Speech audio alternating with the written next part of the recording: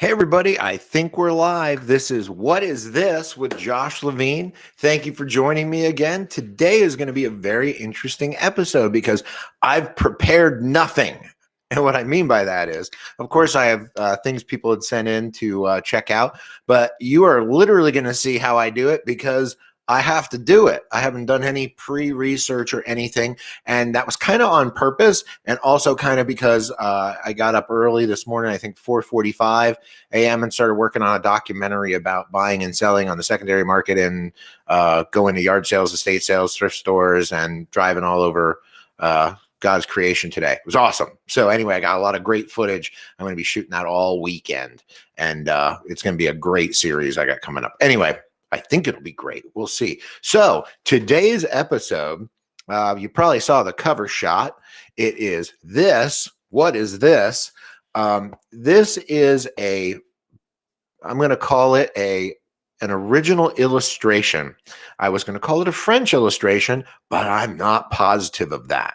I'm not sure. So we'll get into that. But it's a really cool piece. We got about 3 months ago in an estate sale. It's just a watercolor pen and ink, and it's really, really unique. You'll see why. And again, it was just at an estate sale, and nobody thought much of it. In fact, they probably thought it was a print, as I thought it was a print, but I just thought the subject was unusual, and for a couple of bucks, why not buy it? So I like mysteries again. And see, I'm using it for a show, so it came out pretty cool. So anyway, thank you again for all of your emails and guesses as to what the talisman we're still working on from episode 1. I've reached out to the museum in Mexico of the artist Rufino Tamayo to see if they can lead me in the right direction. I'm really leaning towards the possibility that he made the silver talisman. And again, for what purpose, I don't know. And again, I really believe that it is based on the Monas Hieroglyphica, and that's what it was to be of. And I think it was just like a 60s kind of, Hotel California occult kind of thing. But it's just really unique, and I just want to know, don't we want to know what this stuff is? And last week, it also helped that door knocker we had on there. I also said, can you write me like a document that just from the foundation that just says, yeah, this came off of his house, or it didn't, or we don't know, just something to that effect. And they're usually very helpful. Museums that represent an artist's estate, if they know something, there's no reason why they won't share it with you. Just email them and contact them, and just tell them what you know. And a lot of times they're looking for help, and it's a great story for them. And a lot of times they'll put somebody that's maybe doing a internship there on it, and they'll go through the archives and find stuff for you. It's one of the cooler things. I love when they actually respond with like pertinent information. It's pretty cool. It's nice. So anyway, I'm going to get into this a little later. I want to go through a couple of emails I got and show you what's going on. And I hope we're live. I just noticed somebody popped up on, let's see. Let's see. I think so. Are we working out there, YouTube? Let's see. Do, do, do, do, do.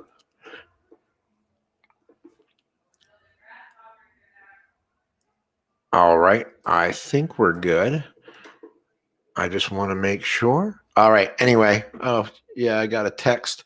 It looks like Facebook never gives me a hard time. For some reason, it tends to be a YouTube thing. Anyway, so which it's supposed to be. So long story short, let's get going. I want to get into this next right here. Let's go into our emails. And I'm going to start off with, let's see what we got here. What is this? Oh, yeah, here we go. All right.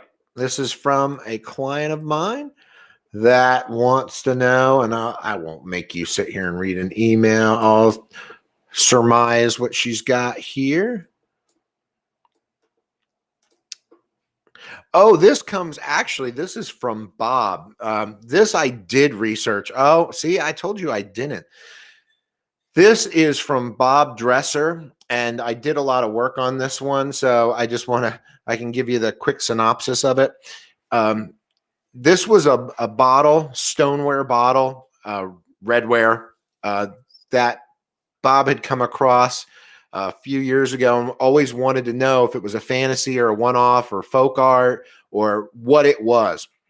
So I went through the form and the shape, and I've actually seen this bottle before, but I've never seen it with this painting and depiction. It's a stoneware bottle, probably late 18th, early 19th century. And it was painted, folk art style, probably by a sailor. And I told him he should contact one of the auction houses on the East Coast, like a Pook and Pook would be good for this, or even Skinner's up in Boston, or Freeman's would be good, and just send this to them. And one of their experts would probably be able to give him a good auction estimate on it. I do see it has some damage here, but this is a cool piece. And maritime things like this, it wouldn't surprise me if this is, it's the damage that might hurt. But I mean, it wouldn't surprise me if this is like $800 to $1,200. So pretty cool piece. I don't know who the artist is to attribute it, but again, this was a common maritime thing. Not common, what am I saying? But folk art like this, you do see this stuff. Really cool stuff. So love that stuff. I'm going to jump into, is this Jill's? Oh, yeah. Okay. Jill wanted me to solve this for a relative of hers. And it was funny because this was one of those art ones I told you about. And as soon as I saw it, I knew who it was, only because I'm here in the desert Southwest and I had to figure this signature out before, and it's a nightmare. So it's kind of like the first time you figure out like Salvador Dali's signature, you just see it now and you know it. But now look at this. I mean, would you know who this is if you hadn't already figured it out? Okay. So again, this is a great one for that Ask Art trick I taught you guys last week. Let's do it again. I like it. So we're going to go to Ask Art, the non-free website, and I'm going to just say I want to search an artist. So all I ever do, it has it right here. They actually just updated their website, so it made it even easier. So I'm going to go back to that picture right here. Now, I'm pretty sure that's an A, and it looks like two names, and N or a P. Okay. And for the interest of time, I'm going to go APE. Okay. And let's see what that gives us. So we go back to that site and we know it starts with an A and we think it has a PE. And again, you could try every combination of this. So APE. Okay. That gets us a lot, but there's a middle name. So I'm like, I'm not quite sure who this is. Nothing's jumping out. Let's try something else. Okay, maybe that's AM. So let's throw that M in there. AM. Maybe that'll narrow it down for me. Oh, wait a second. Okay. A, and that's definitely an M. So middle name starts with an M. Oh, wait a second. Look at the style of art we have here. boy, that sure looks like the guy, doesn't it? That's again, I did it a little quicker than I normally would have because honestly, I wouldn't have been positive that was a P. I would have tried an N and I would have tried a bunch of other things. But you see how I did it without having a clue. So now I know who this artist is. So I can take the artist name, copy and paste it. Now I can go to Live Auctioneers or Worth Point or eBay. Now, Live Auctioneers is a good one for this again because it's free. Right click. There we go. Put it in there. Now I look at auction results. All free. Here's the information. I'm going to sort it by the highest price to see what his big money pieces look like. And I go, okay, this is kind of what it looks like. So to me, it's a $200-300. Now again, I'm assuming it's a print, and these are prints. Yeah, that's a print. So anyway, you see 300, 250, 225. So now you know who the artist is. You know ballpark about what. Look, I'm an appraiser. So that's how it works. Now, in a gallery, that was probably an $800 to $1,200 piece. And it was funny because she had sent this in to me. I'm trying to think. Jill sent it in early this week. I've literally every Goodwill and thrift store I visited this week had one. Not the same one, but had something by this artist. And I think it was just because I was looking, it just because it was so fresh in my mind. But again, there's a lot of them here in the desert Southwest. He was a very prolific artist, and they made a lot of lithographs of his work. And hey, wasn't that easy? What is this? We know what this is. All right, next.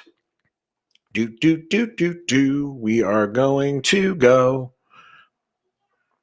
All right. If you're out there on Facebook, or I'm seeing people logged in on Facebook, I'm seeing somebody found the feed. Yeah, if you could shoot me a text, I want to make sure the chat's working. So somebody out there, shoot me just on Facebook, just go, hey, and I'll just know that's working. It may not be. Again, I'm still getting the bugs worked out of this live broadcast software. It does record it and you can watch it at a later date, so it's fine, but it's just a little frustrating because it's supposed to be connected to. It now says, yep, yeah, we're now connected to 4 platforms. All right, so next we are going to go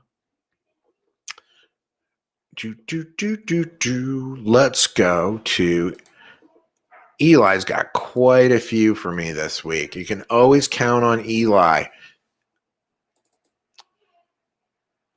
Again, for those of you that don't know, Eli's helping his family go through his father's collection because they're downsizing, and he's really helping out there, and it's great because I love when people do the research and don't just say, "Hey, we're going to have an estate sale," and give everything away. Of course, for my show today, that would have been great if there was an estate sale and they just gave everything away, but that's not what we're trying to do. We're trying to educate. Oh my goodness. You can see these are all projects I'm working on, so you can, for YouTube, so you can see that I'm a little bit all over the map today. But anyway, so Eli, I'm going to get into a couple of these right now. Let's just go in order for the meantime till I jump around. This is a really interesting story here. Okay. This is a mixed media watercolor. It's signed. Now I'm going to show you because, again, I'm going to act like I don't know anything about this because I don't. So you see the name, you see who you have. So I'm going to take you through this process. Okay. Van, V-A-N-S-O. Okay, that's all we need to know. And I'm doing this for everybody because Eli has already done a lot of work on this one, but I want you to see how I would have done it so I can go, oh yeah, I know what I'm talking about. Oh, helps if I put the Van and the S in the last name. Okay, so we see it. It's Theodore. Okay, Theodore Van Solen. And you see this subject. So what I'm going to do is, I know who it is. I now have the name. I'm not looking for values. What I'm looking for is information about this painting. So what I'm going to do is just do an image search. I just want to see on Google, what do we got? So I'm looking at the style of art, the depiction. Obviously, this is, Native American on horseback, buffalo hunting. I'm going to go back to. So I'm like, okay, buffalo hunting. That's pretty cool. I'm going to throw in buffalo. I'm looking for buffalo hunting. I'm like, wow, yep, I'm seeing. Oh, whoa. What is this? This looks just like our piece. And, Eli told me that it's an original. So I'm like, wait a second. So it's time to A/B these. I need to know what's going on here. So I split my screen. Well, I try to split my screen.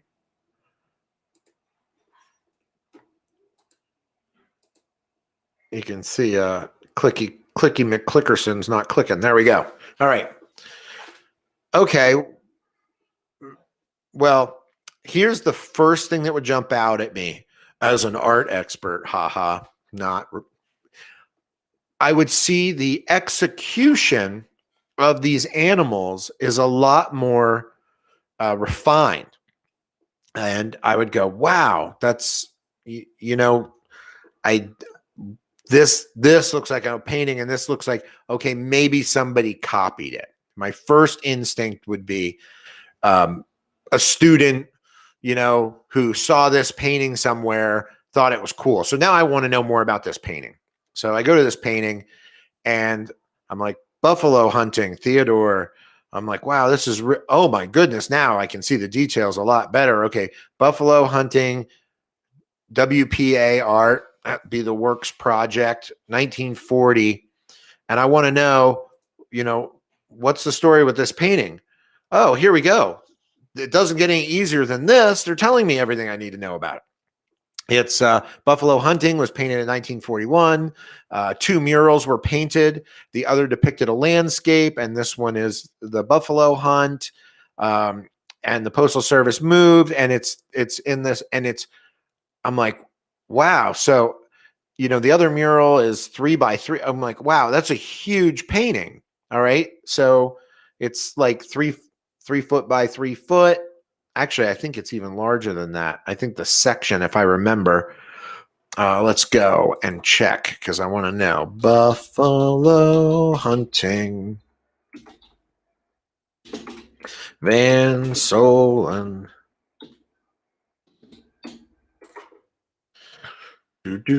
Oh, yeah.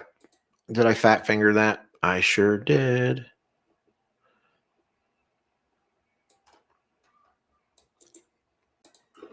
Because now we know it's hanging somewhere important.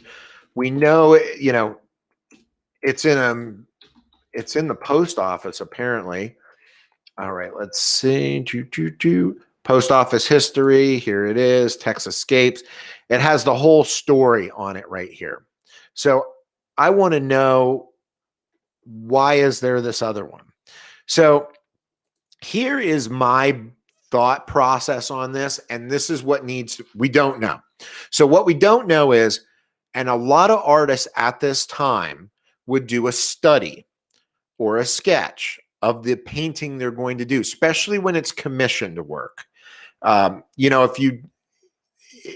If you were going to say, hey, this is the idea of what I have, that will be documented somewhere. An artist of this caliber that was doing work for this a large scale piece like this, I guarantee you there's some either catalog raisonné or some a museum that has the record that will say, and a study was done in watercolor of this work for presentation to before this piece was executed. So that again is going to need an archivist to dig into that a little bit, and I can definitely lead Eli in the right direction for that to get more to the bottom of that. But otherwise, what it is what I said at first, and it's a student did it as a rendering. And you'll notice there's things like the bird is missing. The clouds up here are not here. It has a sunrise, which this one doesn't have. But again, that's the kind of, and there's some animals here that are missing, but that's the kind of thing. Again, if this was just a quick study, that it could be by the artist's hand.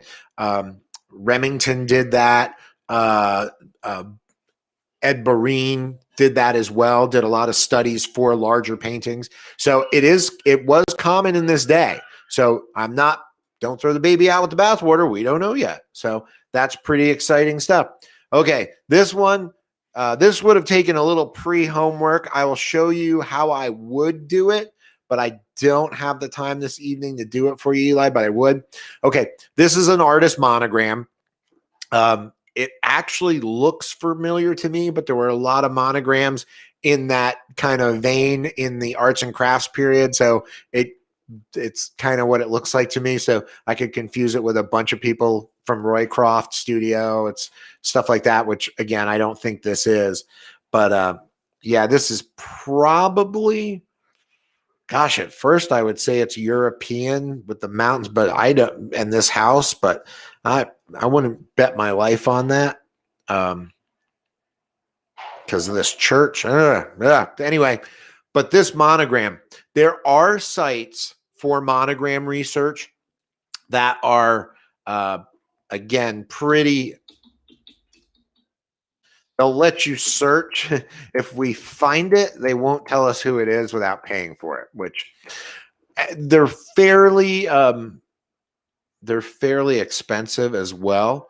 But I'm fairly sure there's an A in this monogram, but it looks like EA. So I would go through the A monograms first just to see. And obviously there's 9 of them.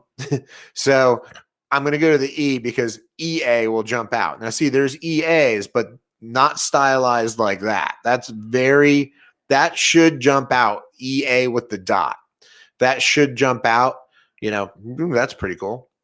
So, and I didn't see it in the EAs. It doesn't mean it's not. It doesn't mean it's not listed. And this website is a work in progress. They're always finding new signatures. I'm going to just jump to E just in case. We're at AC, AD. Yeah, CAE. See, we're getting kind of funky. So anyway, if it was this, which I don't believe, and I think the opposite, if it was this, and you would go here, set your account up. You got to pay for this. There's no end around cheat. But again, it's a lot of fun. I think this site, if I remember, you can pay like a one-time debt. Personal monthly $9.95. Oh, they've lowered their price 70%. Yeah, I was gonna say I thought it used to be like, I thought it was $49.95 a month. I don't know. Anyway, and they give you credits if you notice, monthly credits. So again, 200 credits. I mean, you're not going to use it more than 200 times unless you're an appraiser, and even then, I never used it that much. So again, cool thing to know. I hope that was helpful. And we can dig more to the bottom of that. Okay, this bronze, when I first saw it, like Cupid or cherubs or whoever it is, from the casting and the patina and the green, this is not what I call a fantasy piece, but this is a reproduction. This is that romanticism bronze, not going to be a foundry mark by a listed artist. I wouldn't go crazy researching this. This is going to sell as art. I guarantee you can find this depiction. Cherubs, I mean, it's the green patina. Let's, just bronze,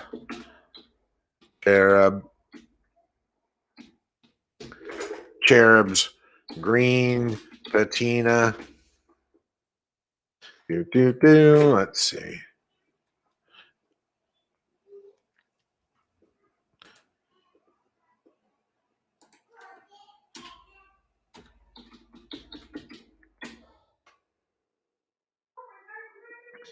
Anyway, I mean, there's millions of them. And again, they're 90% of them, they're, again, you see this, buy this brand new. It's got the green patina. It's got that. the wash like that, and it's $600. They've been doing reproductions of this since, gosh, I mean, since the 1920s. They could be a reproduction of a bronze or a marble piece from the 16th century, or romanticism from the 1880s, and it's a revival. But again, they're not terribly expensive, probably $300-400. So just to give you an idea, but it's a cool piece.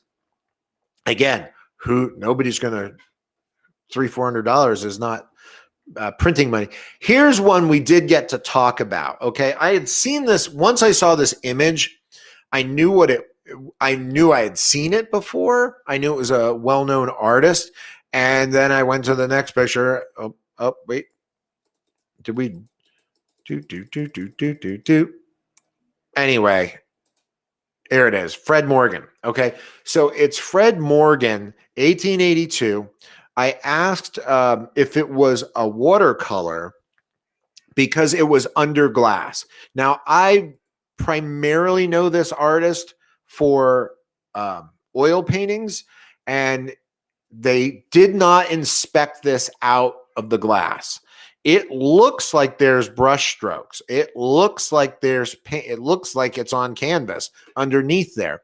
Now, sometimes that was done, they put under glass to protect them, but it's usually a dead giveaway of somebody hiding something.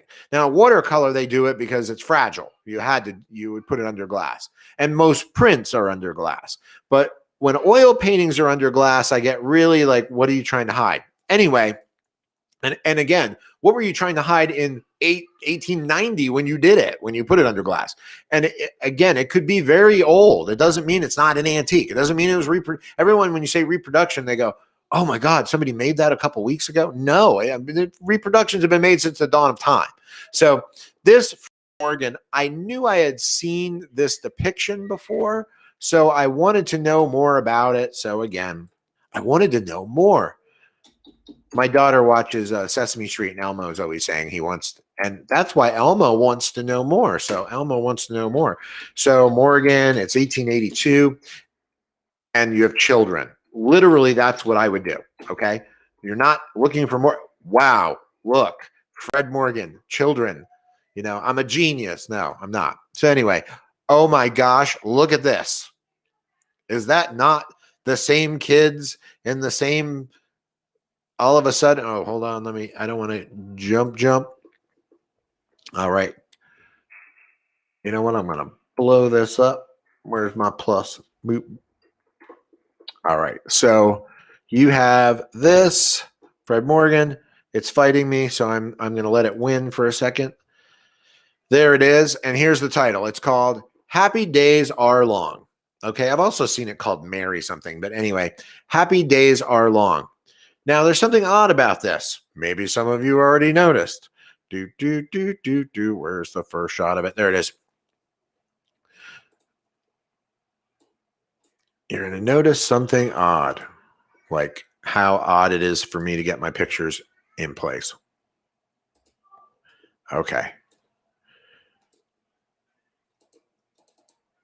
Oh, come on. Are you guys yelling at your screens? You're allowed to if you want to. That's okay. Going, idiot. Why didn't you set up and practice? Okay. Do you see what's going on here? This is like, where's the collie or whatever kind of dog that is? I thought it was a collie at first. Now I don't. You see this going on here, but where's the dude? So why is this like this? So I immediately I questioned if it wasn't a chromolithograph that was cut down. And what I mean by that is chromolithographs back in the day would be some of the most vivid imagery you'd ever seen. Like the printing in 1880, 1890, when they started doing color chromolithographs for the first time, some of them are amazing in detail. But again, under that glass, if you saw in a couple of the pictures you liked, it looks like it's painted. So, and again, I've seen them paint right on top of a chromolithograph, almost like color by number. And that's probably what's going on here. I don't know what it's on. I don't know if it's a canvas back. He took a picture of the back. Again, it hasn't been removed. So I have a feeling it's a chromolithograph that someone painted on top of and cut, and it's cut down. And again, I don't know if it was to fool you, to make you think it's an original back in the day or what. But one of the things that really pointed that out to me, see, the original is signed right here. It's the original signed right here. It says Fred Morgan. And then on this one, for some reason, it's signed down in this corner. I just think there's a lot of hinky going on here. Because again, unlike the other piece that could be a study of the original, this would have to be like, it doesn't make any sense. We know where the original is. It's in a museum. It's a known piece. This is the exact image. I believe it was probably part of a chromolithograph print or from the studio of. That's another thing that was done. If you're familiar with KPM plaques, I don't know if you're familiar with KPM porcelain or Limoges tiles, where you'd see these beautiful works. And let me show you what I'm talking about. Limoges, actually, KPM tile. If I just put them all in there. All right. So here, let me give you an example. You see that's not a good one. Oh no, let's do Psyche in the Moonlight. I love that one. It's one of my favorite. Psyche. All right. So you see Psyche in the Moonlight here. All right. And it's fine quality KPM hand painted porcelain, $6,000. Ooh, they used to be. I don't know if you can get $6,000 for them anymore. The market had really gotten soft on these. But anyway, this is painted on porcelain. All right. This is what the back looks like. They always have a mark. I'm not going to get into that. Anyway, but this is a known oil painting. It's a beautiful oil painting in a museum. It's probably, don't hold me to this, 3 foot by 4 foot. It's a large painting. All right. This is done in about 1880, and it's also a painting on tile. It's painted by a studio artist. It is a copy of the original, and a lot of these artists were phenomenal artists, and they'd make 50 of these, and they'd all look pretty darn the same. And they were all done by hand. There was no printing process at this time. There was no reproduction. This was not Franklin Mint. This was done by hand, and of this large oil. So when you see this, it's an original by a studio. I think Wagner, not the. Oh my gosh, I've been yard sailing too long. I've been in the sun. Arizona, it was hot today. Wagner did a lot of these, and Wagner, let's call him Wagner, it's easier, German artist, and he did a lot of them. But again, they were copies of known paintings that were 100 or 200 years before. But again, it's a beautiful piece. I have a feeling that Morgan might have been a studio artist copy because somebody wanted something like that. So that's probably what it is. So again, we can get a little more to the bottom of it. Sometimes when you research things that don't need, you're not trying to figure out if that's by Salvador Dali or anything. I mean, you're just trying to figure out the value in that case. All right, let's move on to one I'm not going to solve tonight, but I love it, is this. This oil, all right? This is a cool piece. Looks to me to be Italian school, what they would call Italian school. Oh, not this. Italian school, and it's from the faces, the style of paint. This right here, again, it's that Italian school. I'm sure it's been restored, relined. I'd love to hit this thing with a black light and see what happens to it. This one, a lot of times you'll see these sold unless they can nail down an artist, which I don't think you're going to really be able to do in this instance. They'll say Italian school, 17th century, go. That's what it is. And at auction, these can be anywhere from, $1,000 to $20,000. Depends. And again, I don't have this one in front of me. I need to see how many times it's been restored. Has it been relined? What kind of condition it's in? It looks like it has some flat spaces and areas. It's a great piece. But again, there's more to the story. I'm going to spend more time on this because I want to get this nailed down here a little bit more. Again, I think this is telling us who it is an homage of too. A lot of times these were students. And a lot of times this might also be from a much larger painting or a copy of a fresco that's out there somewhere. Okay, so next, I love stained glass. And stained glass like this, it's funny, they just had one in a local auction here that they sent to me, and I was explaining to them what you're going to need to do. It's been stabilized and moved. This is right out of a church. I need to know a lot more information about this one. I want to get a close-up of this. However, whenever you see these, go with a fine-tooth comb. And if you see my mouse right here, fine-tooth comb, I want you to, you're looking at my face. That's not going to help you. All right. With a fine-tooth comb, I want you to go through these right here, and I want you to look for a signature. And what I mean by that is most of the people who did stained glass at this level would sign their work. Doesn't mean it is. There's a lot of people that will be able to attribute this. I'm saying this is between 1890 and 1920. And there were a lot of, especially there were a lot of companies in New York, not just Tiffany. Forget the other large one.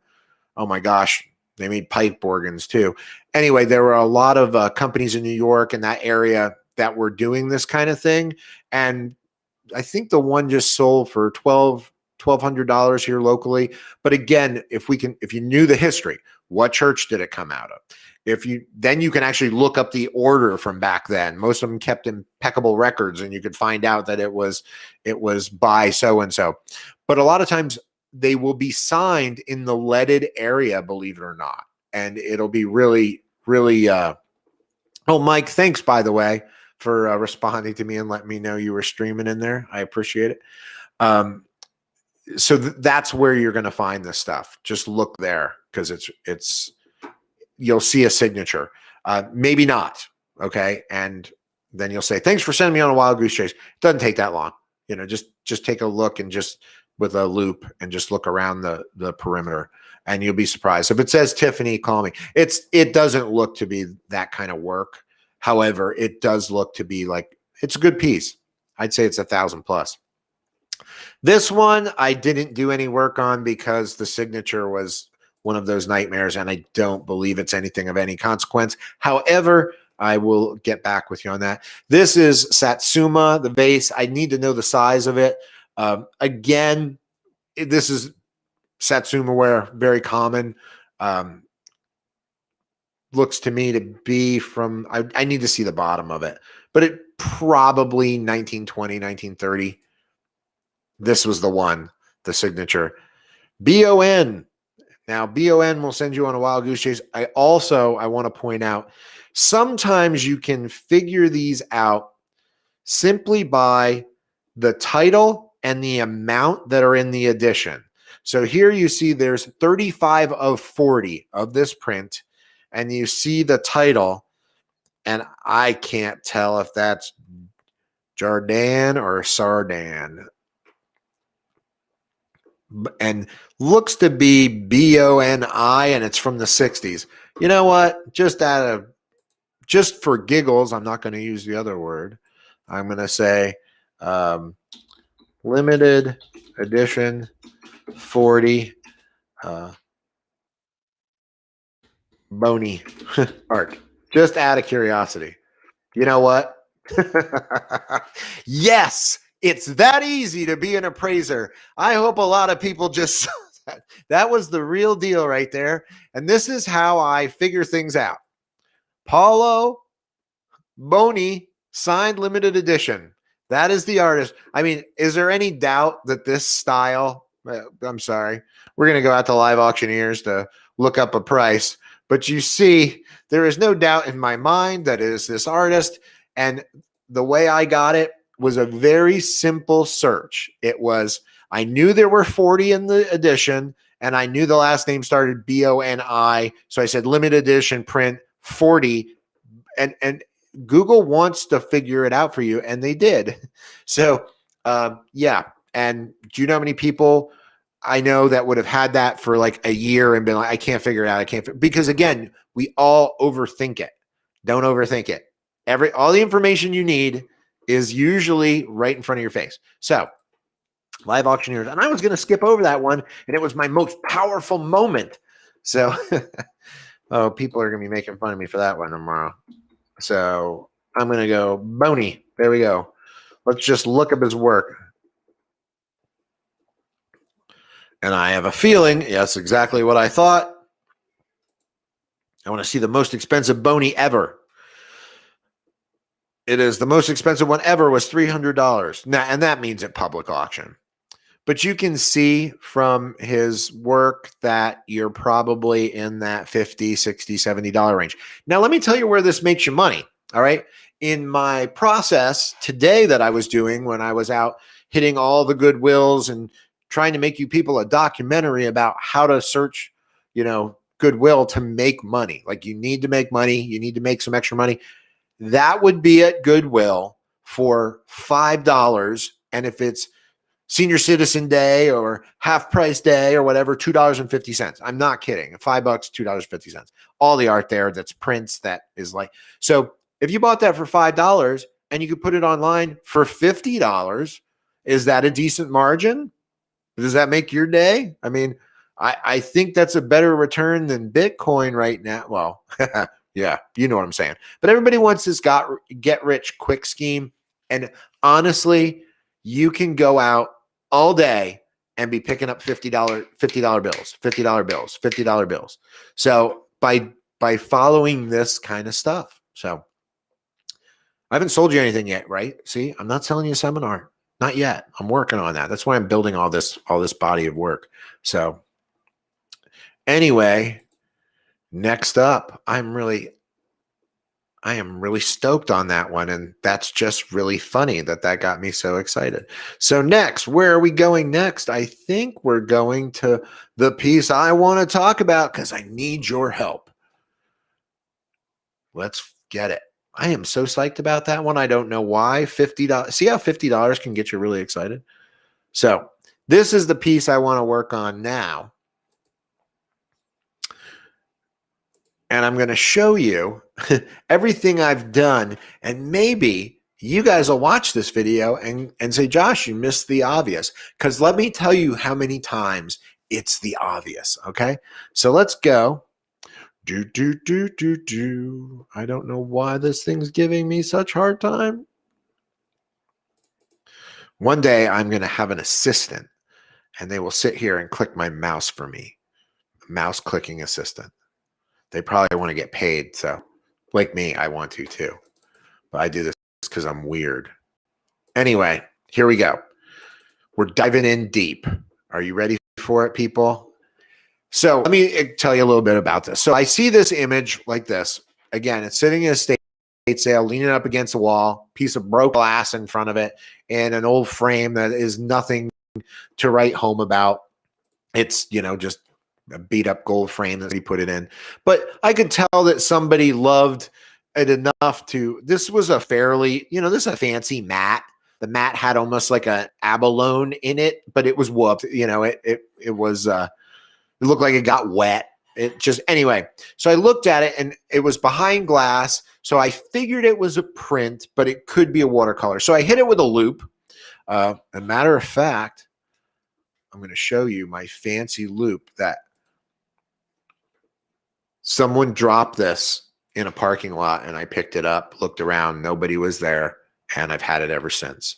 It's a loop. So anyway, I think that's where all loops come from, because when I used to buy them at the company, we would buy 70 or 80 a year and they would all disappear. So I guess it's pay it forward. So this piece, I looked at it and I think I want to say we paid $30 for it, if that. But again, couldn't figure it out. So about a month ago, I popped it out of the glass to take a good look at it because, again, it was dealing with all the shards and stuff. And lo and behold, it is pen, ink, and watercolor. And the depictions of these, this French nobleman, they're so gaudy and so that I thought maybe it was an illustration for like an old magazine. Like, and when I say old magazine, like Judge magazine in 1870 or something. But it's, oh, by the way, I didn't throw at you. The reason I thought it was so odd too is it's enormous. It's, enormous.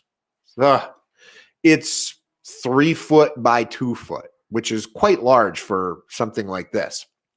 So I looked at it and I'm like, what are they trying to do? So he's here hunting. So it's got a flintlock and some French words here and a signature here. I got a better shot of it on the right-hand side and some writing here. And I don't speak French if you haven't figured that out yet. And so my French Canadians that are watching in the hizzle, you can look at that and go, oh, it's Le Roi de Comate. So next you have this right here and got this squirrel creature. You have some grouse hiding there and you have this pheasant that apparently is getting shot. So I pulled it out to see the back of the paper and it is watercolor paper. I couldn't date the paper. I was looking for a watermark. A lot of paper like this from back in the day would actually you'd hold it up to the light and you would see a watermark. Matter of fact, let me give you an example of that. Watercolor, watermark on watercolor print paper.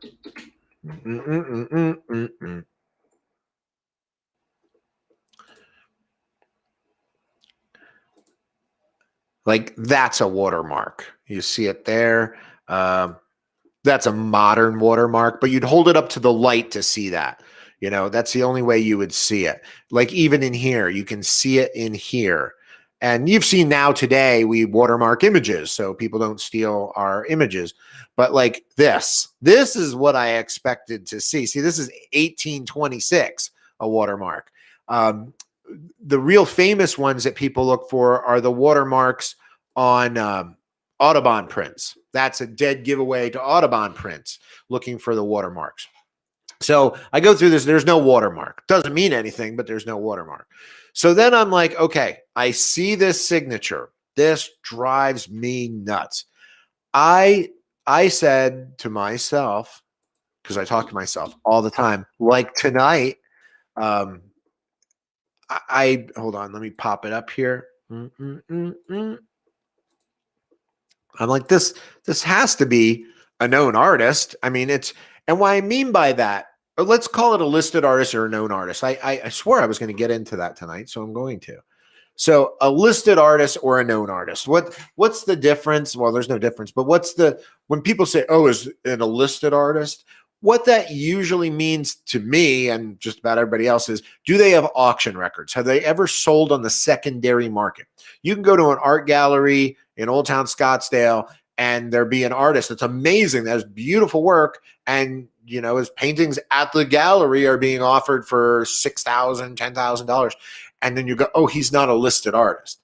And it just means his biography is not listed on the art sites or in Davenport or in a known art. He's not published, as a known artist. So a listed artist, when you're there's a lot you can find a painting from 1880 and they might have painted 50 paintings for the family. And if they've never gone to public auction and no one's ever written a biography and they don't know who they are, they're not a listed artist. So they would say folk art painting. And it clearly says Jim Bob painted it, but it's a folk art painting because Jim Bob's not a listed artist. But when you see art executed in a way that you're like, this is obviously an artist that did a lot of work and it's very good, it must be a listed artist. That's what I say for this. This is obviously a painting from at least, I can't tell if it's 1920, 1820, or, 1870. I can't tell the age of this piece because there's no tells to me on it, and it's frustrating me. There's no date. It's not telling, and I'm going to get into that because it gets even more confusing. The paper, I can't see the paper being older than 1880. I just don't. But again, I've never seen watercolor paper outside of a frame from 1800. I just don't. But again, I just don't think so. But the artist, I would assume, is a known artist or illustrator, and I could find him. So to me, it looked obvious. It looks like R. Linden or Lindsay, or it looks like R-L-Y-N. I'm assuming you're all going, yes, it does. So I, of course, went to trusty Ask Art. And I went, okay, R. Linden, R. Lynn. And I'm like, there's nobody that looks like Linden. So I'm like, let me look at that again. L-Y-N. That is definitely an N. That's a Y. But I'm like, could it be an S? Sydney? Side? So I'm like, who knows? There's some weird names in the world. So S-Y. Let's go S-Y. And I'm like, Simmons. And I'm like, it's not that. By the way, if I get it tonight, I'd scream like a girl because S-Y-N. That's definitely an N. There is no doubt in my mind that's an N. So again, I'm stymied. I can't. So if you guys see anything else, go to Ask Art, try a bunch of, because again, this artist's work, obviously you would be able to highlight over here and see his style. So let's get off that, because I'm telling you, I've run down every rabbit hole with this one. So now I have this. So I'm like, what does that mean? So that's simple. That's Google Translate. So we go to Google Translate. And if you don't know if it's what language it is, it does have an auto translate. It'll figure it out, which is awesome. You just start typing, and if you're in the wrong language, it'll let you know. So I just want to take it to English. So I literally just go boop, boop. I say boop. I'm going to have to drag it over on my screen where you can't see it, but I can see it because I need to. And so you can even speak it in now. It's, again, that would be funny to hear me speak it in there, but now if it was German, I could do it. Okay, wait a second. Look what it says. The king shoots like I've heard of that word. What's that? He shoots like a slipper. And now that's probably a saying from back. Shoots like a slipper. What is shoot like? I'm like, maybe that might mean something to someone. Okay. It could be a derogatory saying from the 16th century or something. So anyway, I digress. Let me get back on. Now, I knew there was more writing. So I'm like, there's more writing. Let's see where that gets us.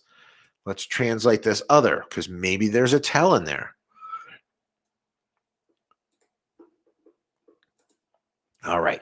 So now we have a jour, to the day. Now when they start getting into this, I'm like, Leroy. I'm like, okay, so far this is, some of these words are a little la chasse. Heard of that one. Okay. On yesterday's day, the king just has hunt And then I'm like, I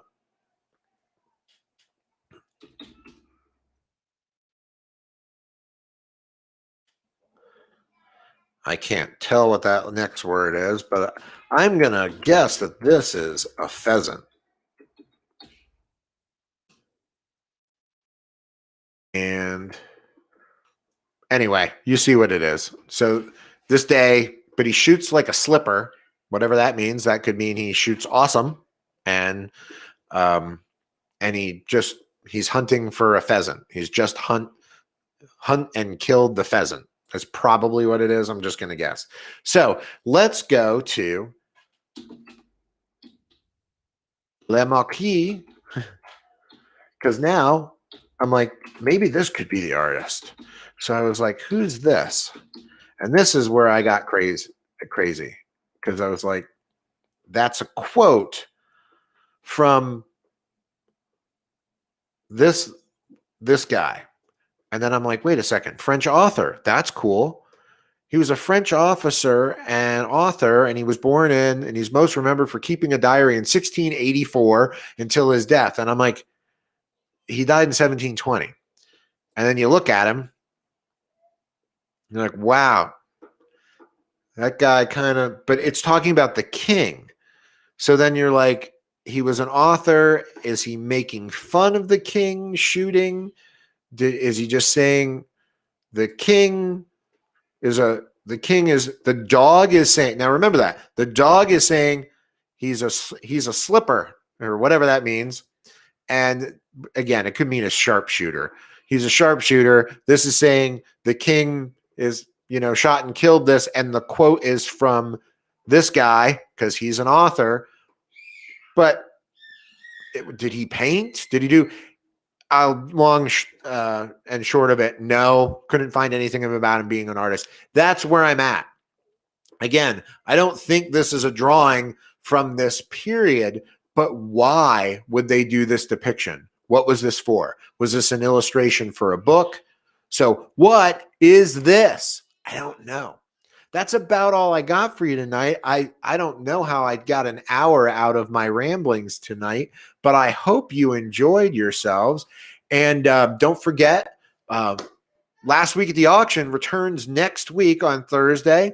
I have a new series called Hotter Than Hell. I don't know if you saw any of that. There's 5 things that are hotter than hell. So far, I've given you 10. So apparently there's 10 things that are hotter than hell. But guess what? There's a lot more coming. So I'm going to try to give you one of those every week for the next couple of weeks. I'm going to try to get you Last Week at the Auction, my hit show that's doing really well. Gosh, I think it's over 250,000 views now. And we're going to be doing a documentary. I don't know how many part series it is, but it's going to, Josh Levine puts his money where his mouth is. It's how you can go out and hit these thrift stores, estate sales, yard sales in any town you live in North America. I don't care if you can drive or even ride a bike and you got a couple of dollars, you can make extra money. Even if you don't have a computer and you can't get it on the eBay or you can't, but I'm going to show you all the facets. So it's going to be pretty cool. So I hope you guys like it. Please, I would really appreciate, I just realized that I am streaming the way I wanted to. I'd really appreciate if you guys would subscribe. And I also appreciate if you guys send me your mysteries right there, Josh at joshlevinespeaks.com. Send me your pictures. And if you don't mind me talking about you, hey, if you don't want me to, if anyone to see your email or name, let me know. I'm going to try not to. And if you solve any of these mysteries for me, I will definitely give you a big shout out and a plug. And if you're like an appraiser or an auction house or something, I'll give you like I'll make a free YouTube commercial for you. And most of my YouTube studio shows are averaging 4,000 or 5,000 views a week. So that's pretty good, at least for the first couple of weeks till you guys are sick of you going, I watched that already. I hate you. Anyway, I really appreciate it, you guys. And subscribe. If you haven't subscribed to Josh Levine Speaks, please be sure to go over to YouTube and do that. I see most of you guys are watching on Facebook. I really appreciate that. I have a feeling my YouTube stream did not work again tonight, which there's definitely some connection issue because I have people watching on Facebook and YouTube is quiet. And that happened last week too. First week we had like 350 people streaming live, but I'm going to post it and you'll watch it then, as always. All right. Thank you guys so much. This is Josh again from Josh Levine Speaks, and I really appreciate you guys, and I hope you enjoy this stuff. Take care. Have a good night.